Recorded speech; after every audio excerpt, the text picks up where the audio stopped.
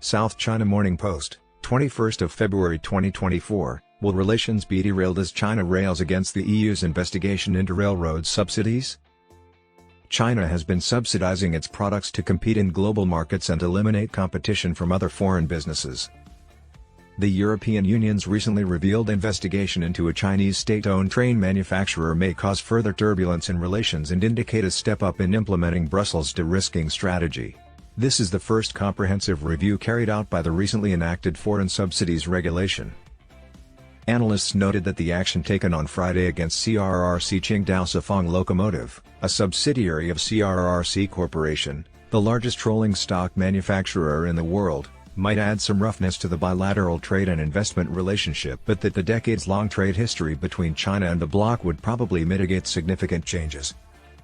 However, given that the investigation was started just 5 months after the EU began a different investigation into subsidies received by Chinese electric vehicle manufacturers, the timing suggests that additional action may be approaching. Bulgaria's Ministry of Transport and Communications awarded the contract that started the EU investigation.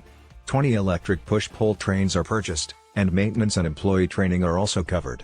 The Financial Times reports that CRRC Qingdao Sifang's bid, which was €300 million, was 47.7% less than the closest rival and 46.7% less than the estimates made by Bulgarian Railways for the tender, which had an estimated value of €610 million, $658.4 million.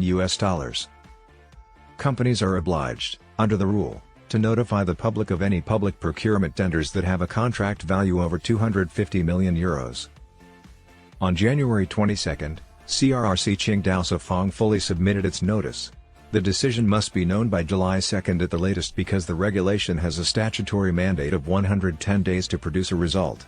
The company could not complete the deal if the regulation's harshest penalties were applied. Gui Hongjian, a China Institute for International Studies researcher, stated that the EU has a clear direction of setting up rules to protect its own competitive edge and ensure economic safety. There will be some back and forth negotiating on both sides. They intend to engage in discussions, negotiations, and even legal action. China and the EU, two historically significant commercial partners, are changing as the bloc looks to lessen its dependency on Beijing. In recent years, ties have gotten worse. The ratification of the Comprehensive Agreement on Investment, a historic opening of China's market to European enterprise, has been hampered by recurring sanctions relating to Beijing's policies in the Xinjiang Uyghur Autonomous Region, among other difficulties. Both parties have tried to reduce hostilities since last year, but disagreements over fresh energy have kept things from fully defrosting. Political tensions are also present in Europe, where back-to-back probes occur. This year's upcoming elections for the White House and the European Parliament are expected to push candidates to take a tough line on engagement. The EU and China will remain close commercial partners for the foreseeable future, according to Stephen Olson, Senior Adjunct Fellow at the Pacific Forum and visiting lecturer at the Uter Institute of International Trade. However, Olson added that China must walk a delicate tightrope. China wants to foster closer trade relations as a bulwark against the EU's trade policies aligning too closely with those of the US, but at the same time, it will feel the need to respond in kind to any measures taken by the EU, he continued.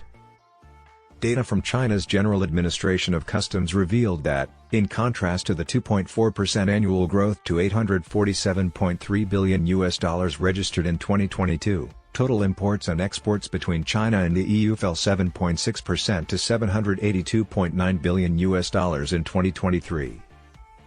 Ding Chun, head of Fudan University's Center for European Studies, stated, "The relatively distant bilateral trade relationship between both sides isn't due to the investigations, even though China-EU trade recorded constant growth before 2022.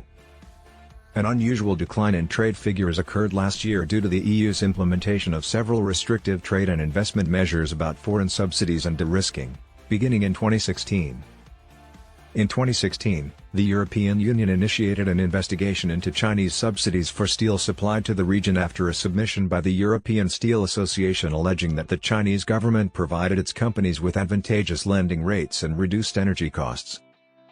On Saturday, EU Competition Chief Marguerite Vestager stated that the bloc is absolutely willing to use its array of trade measures to counter suspected unfair competition from China, one day after Brussels opened its CRRC investigation. The China Chamber of Commerce to the EU, CU, stated that any adoption and deployment of policy tools should avoid having a discriminative impact towards foreign companies in a reaction statement released on Friday. The statement said, "The EU actively participated in public consultations on the draft legislation and the draft implementation rules multiple times throughout the EU legislative process of the Foreign Subsidies Regulation and its implementing regulation." The business organization also mentioned that it had sent many feedback forms to the European Commission and the EU legislative authorities, voicing member companies' worries over what it described as unjustifiable reporting requirements that were placed on them following the regulation's implementation. Senior economist Dong Jinyue of BBVA Research stated that if the EU adopts the same assertive posture as the US, it will be a lose-lose scenario for the bloc. The competition between China and the US is currently the biggest source of tension in international relations. Since the underlying risk to the EU economy is nearly zero growth, if not recession, the primary policy of the EU is not to take sides and pursue its economic development, she continued. International relations expert Shen Dingli, who is situated in Shanghai, continued by saying there are other channels for settling disputes, including the World Trade Organization. The prerequisite for the EU is to start a fair inspection that can clarify differences, regardless of the approach both sides take, he stated. China should assist in the investigation, to help develop better bilateral trade and investment opportunities and clear up contradictions with facts. China should assist in the quest, to help create better opportunities for bilateral trade and investment and to clear up contradictions with facts.